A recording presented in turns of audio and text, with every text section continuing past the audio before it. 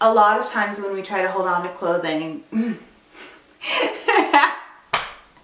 was such a Freudian slip. It's only clothes for me. Like, I meant to say items, I meant to say things, but we all have our unique obsessions, and mine is probably clear to everyone at this point. Hi, it's Celeste. This is Bookish and Belle. Welcome to another video. So as many of you know, I've been decluttering my home with the KonMari method from Marie Kondo's Life-Changing Magic of Tidying Up. And there's been a ton of talk about this book. Whether or not you've read it, you probably know the basic outline of what it's about. But there is one takeaway that I felt really strongly that this was like a real eureka moment for me. And it's not a point that I hear people bring up a lot when they talk about the book. So, Marie Kondo says that a lot of times when you're trying to get rid of items, you end up justifying keeping them in your house for what you think is a practical reason, which is money saving, right? So you think, I don't want to get rid of this thing because I might need it in the future, and then I wouldn't want to repurchase it. So it's smarter to hold on to something that I might need in the future. She says, false. You are paying to hold on to something that most of the time, with most of these things, you're not ever going to need it. And if you do end up needing something again, and you do end up repurchasing it, you're still going to be saving in the long run.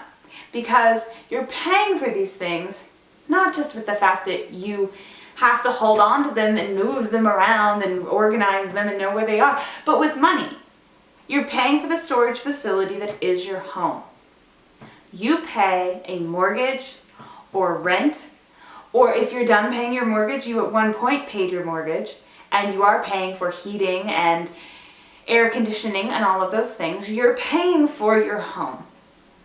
And your home is to be lived in. It's not a storage facility.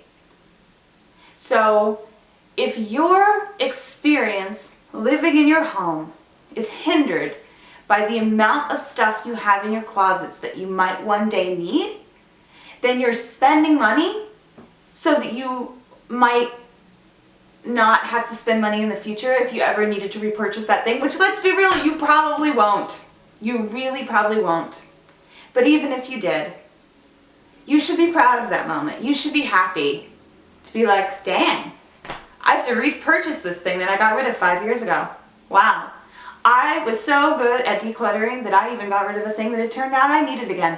But you know what? I didn't want to store it in my house for 5 goddamn years, so now I'm going to go repurchase it. And that's what it should be. I hope that that helps you a little bit to think about it that way. It sure helped me, and it even came up in my life quite recently. I was going through our DVDs, which we've culled down. We never had that many to begin with, and now we have fewer. And we probably don't even need the ones that we have, but you know, baby steps. So I decided I didn't want them all on the shelf in their cases. I wanted to buy a big like binder and put them all in there and throw out all the cases. And I asked my husband if that was okay with him. And he was like, yeah, I mean, if you want to be able to sell them later, you're going to wish you had the cases. And I was like, yeah, I thought of that, but screw it. Like, I'm not going to store a bunch of plastic cases because in the future I might decide to sell a thing that right now I think that I want and get like $5 for it. If somebody came to me and they were like, I'll pay you $5 to store all this plastic crap in your attic, I'd be like, what is wrong with you, first of all? Like, I don't even... Why am I talking to you? You're an insane person. But I also would not store that plastic crap in my attic, would I? So am I going to store my own plastic crap because I might eventually want to sell this thing? So that was just a big takeaway for me from the book that I felt like I wasn't hearing a lot of people talk about.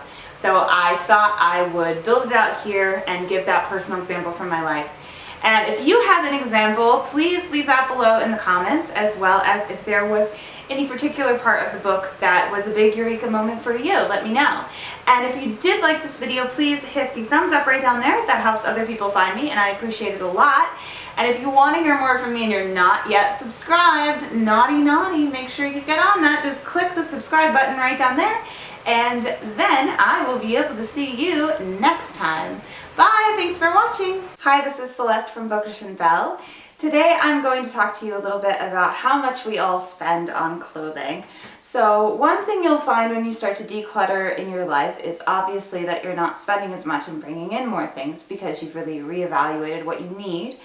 And you'll end up saving a lot of money that way, which is great. This is actually sort of the #1 benefit to minimalism that I didn't really think about in advance. And I know that sounds silly because probably a lot of people start